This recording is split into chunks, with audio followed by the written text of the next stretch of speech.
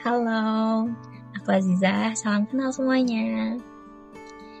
Aku mau membuka video ini tentang highly sensitive person.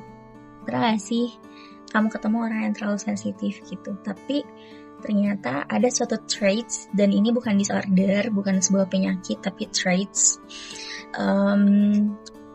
Namanya highly sensitive person, yaitu orang yang punya tingkat kesensitifan yang sangat tinggi gitu.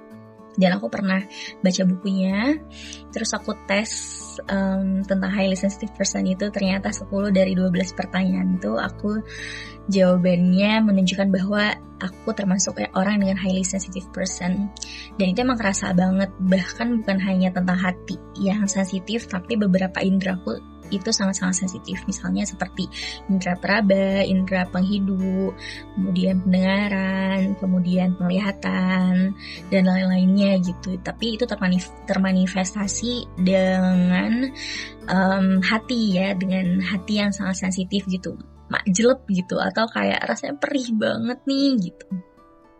Dan ada satu case dimana it's so warm heart for me, dan ya itu agak mengubah cara pikirku, mindsetku, dan I'm tears, aku habis nangis karena hal ini gitu. Jadi sorry ada suara motor. Jadi kenapa sih aku bisa senangis ini gitu? Ternyata aku pernah bilang kan kalau misalnya aku ini adalah orang dengan disability mental, yaitu bipolar disorder, dengan diagnosis F31.5, yaitu bipolar disorder dengan tipe depresi berat dengan psikotik, dan aku baru tahu kemarin. Terus aku ngerasa karena pun aku orang yang dengan highly sensitive person gitu, dan aku ketika aku tahu diagnosis aku bipolar, aku benar-benar baca jurnal, aku baca banyak banget jurnal dan baca guidance-nya untuk orang-orang dengan bipolar. Aku belajar banyak banget tentang hal ini gitu. Mulai dari obatnya, mulai dari apa sih lithium itu, apa sih Divalproex, apa sih THP itu untuk apa fungsinya, terus kemudian dan lain-lainnya, obat-obatan aku. Dan how to thrive with this, how to manage this, how to manage the emotion gitu. Dan ternyata hasil dari belajar aku tentang otak, tentang diri, atau kayak tentang apa yang aku rasain, ketidaktahuan aku tentang diri sendiri, yang kadang juga emosinya meledak-ledak, dan juga banyak hal yang jadi simptom-simptom dari bipolar disorder itu, yang kalau aku bilang di orang lain, meskipun itu diagnosanya berbeda-beda, tapi aku ngerasa ada benang merah yang menyambungkan antara kita gitu. Dan ini lucu banget ceritanya. Ada satu case di mana satu anak, aku nggak bisa bilang itu istimewa karena it's more about higher than istimewa gitu, higher than special. Aku melihat dia itu seperti aku melihat diri aku sendiri, dan ternyata gimana aku treat dia,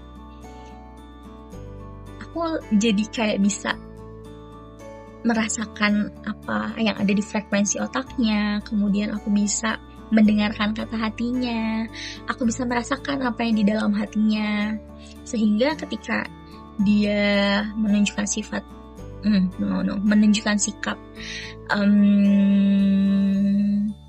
yang ketika dia tidak nyaman, kemudian dia teriak-teriak dan lainnya, atau menangis, meraung-raung, ketika aku samperin 5 menit, gak ada 7 menit, it's done, selesai gitu. Aku cuma validasi perasaannya, kemudian aku tanya, saat itu sih, jadi gini loh, ternyata anak istimewa yang buat aku tuh istimewa di hati aku banget, itu pertama kali ketika datang, kemudian dia merasa tidak nyaman karena waktu itu sudah telat datang sekolah, Terus aku rangkul dia dan aku bilang, it's okay, belum telat kok, aku gituin. Dan ternyata setelah aku ngobrol-ngobrol sama dia tetap nangis. Akhirnya aku antar sampai kelasnya gitu. It's okay for this, dia langsung biasa aja dan tenang gitu. Terus kejadian kedua kalinya dia nangis lagi karena suatu hal. Terus aku tanya, oh gitu, ada yang sakit nggak? Nggak, boleh aku periksa gitu, boleh ibu periksa? Nggak usah, jadi kamu kaget atau sakit? Kaget aja gitu. Jadi aku memvalidasi perasaan dia gitu. Dan ternyata setelah ditangani 5 menit 7 menit selesai gitu. Maksudnya kayak aku ngerasa ada frekuensi gitu antara aku sama dia gitu. Jadi ya highly sensitive ini ternyata blessings juga. Dan bipolar ini blessings juga buat aku bisa lebih, bukan hanya sekedar empati, tapi aku bisa merasakan lebih dalam, jauh lebih dalam apa yang ada di sel-sel otak mereka gitu. Kemudian pengetahuan itu aku dapat dari pengalaman yang aku rasakan, dan juga dari pelajaran-pelajaran, dari jurnal, dari beberapa paper yang aku baca. It's so warm-hearted for me case ini. Dan setelah itu dia lengket banget sama aku. Kayaknya nyaman banget, tenang banget. Dia bisa nyaman ke aku dan kita ngobrolnya seru banget.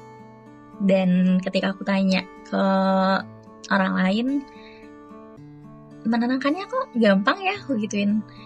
Enggak, loh aku kaget gitu, kok sama aku bisa 5 menit selesai gitu. Dan mungkin ya itu salah satu blessings yang bisa dirasakan atau bisa blessingsnya tuh bisa dirasakan oleh orang-orang yang sama-sama juga punya keistimewaan itu. Aku gak mau bilang itu keterbatasan, tapi aku mau bilang itu istimewa. Karena bagi sebagian orang mungkin akan bilang disability, tapi disability itu ya mungkin secara normatif itu disability ya. Tapi buat aku, ketika kita bisa membuat diferensiasi itu adalah suatu hal yang normal, dan kita bisa lebih empati, dan kita bisa lebih percaya bahwa it's not disability, itu bukan suatu ketidakbisaan orang. Ability itu kan kemampuan ya, ability. This tidak sesuai dengan fungsinya, tapi coba kita cari apa sih hal istimewa dari dia gitu. Dan untuk thrive di dewasa, yang harus dia lakukan, yang harus kita lakukan sebagai orang yang mengerti, orang yang paham adalah kita menyiapkan masa dewasanya. Kita menyiapkan ketika dia harus bisa bertanggung jawab atas dirinya sendiri. Itu adalah satu hal yang ya skill yang harus dia pelajari. Jadi bukan hanya tentang kita treat mereka di saat ini, tapi kita berpikir jauh di masa depan bahwa mereka bisa menghadapi masa dewasa mereka dengan hal-hal yang bisa kita gali, dan pasti ada hal istimewanya. I'm so happy for sharing this. Kalau bermanfaat, jangan lupa follow aku. Narsis banget. Ya, dadah.